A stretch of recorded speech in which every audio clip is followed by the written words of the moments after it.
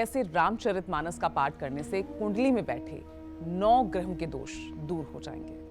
जानते हैं, अगर आपकी जन्म कुंडली में इस समय सूर्य की महादशा चल रही है, सूर्य की महादशा 6 सालों की होती है, और सूर्य आपकी कुंडली में नीच राशि में है, या सूर्य आपकी कुंडली में नीच के नवांश में है, या सूर्य आपकी कुंडली के किसी ऐसे भाव में है जो पापक ग्रहों से पीड़ित है, तो निश्चित रूप से अगर आप बालकांड का पाठ करना शुरू कर दें, रोज बालकांड का थोड़ा थोड़ा पाठ करते रहें और राम दरबार की पूजा करते रहें, तो सूर्य नीच का होता है तो क्या क्या करता है? आत्मविश्वास में कमी आती है, राज दरबार में सम्मान नहीं मिलता है, आत्मविश्वास कमजोर होता है, पिता का जीवन संघर्षों से भर जाता है, पिता अल्पायु हो जाता है, यही सब तो होता है। तो बालकांड का पाठ करने से ये सारी समस्याएं ठीक हो जाएंगी। और इसी तरह से जिन लोगों की कुंडली में चंद्रमा की दशा चल रही है, चंद्रमा की दशा 10 साल के लिए होती है, तो चंद्रमा अगर नीच राशि में वृश्चिक राशि में स्थित है, या वृश्चिक के नवमांश में स्थित है, या शनि राहु केतु के मध्य में स्थित है, पाप पीड़ित है, या सूर्य के साथ चंद्रमा है और सूर्य चंद्रमा के अंतर्गत, दोनों के अंतर्गत 12 डिग्री से कम का अंतर है, कृष्ण पक्ष का रात का जन्म है, और ऐसे में अगर आप चंद्रमा को ठीक करना चाहते हैं तो रामचरितमानस के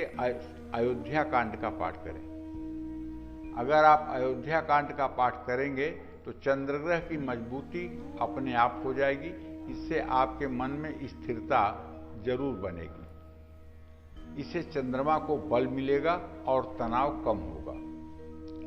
अयोध्या कांड के पाठ के साथ साथ आपको एक चांदी का सिक्का और एक मोती की माला और एक बजने वाला शंख और 5 किलो चावल और 3 मीटर सफेद कपड़ा,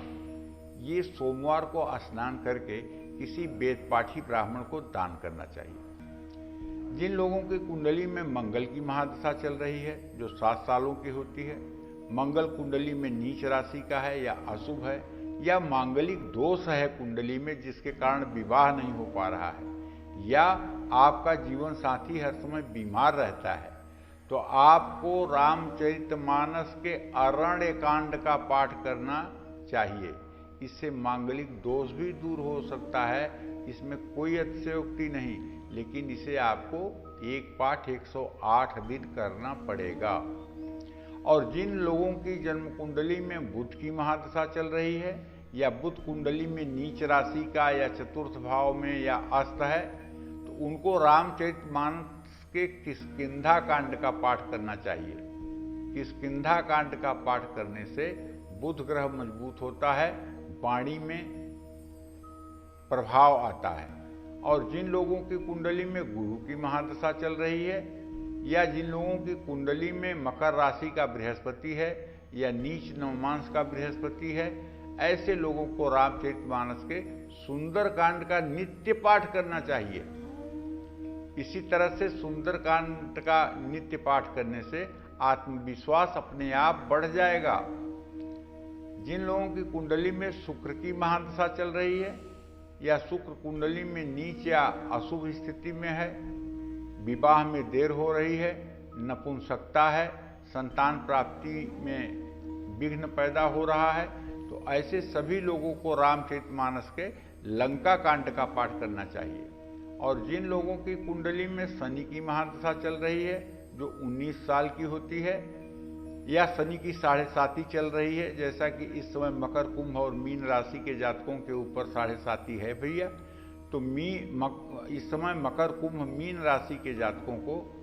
और कुंडली में राहु केतु के कारण परेशानियां आ रही हैं, उसके उपाय के लिए रामचरितमानस के अरण्य कांड का ही पाठ करना चाहिए।